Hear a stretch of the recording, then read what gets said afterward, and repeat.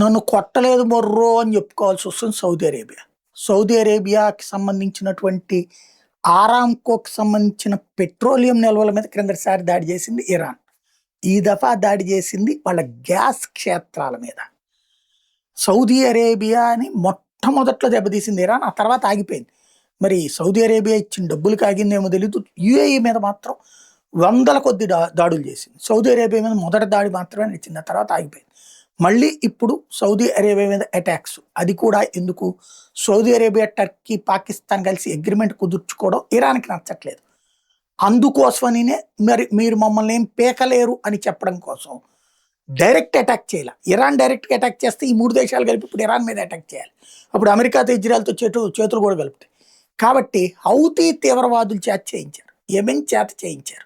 Saudi అరేబియాకి సంబంధించి పెద్ద దెబ్బ తగిలిన అది అగ్ని ప్రమాదం మాత్రాన్ని కవర్ చేసుకోవాల్సిన పరిస్థితి వచ్చింది అంటే పరిస్థితి ఏంటో అర్థం చేసుకోవచ్చు. ఆరామ్కో రిఫైనరీకి సంబంధించిన జిజాన్ మీదన అటాక్ జరిగింది.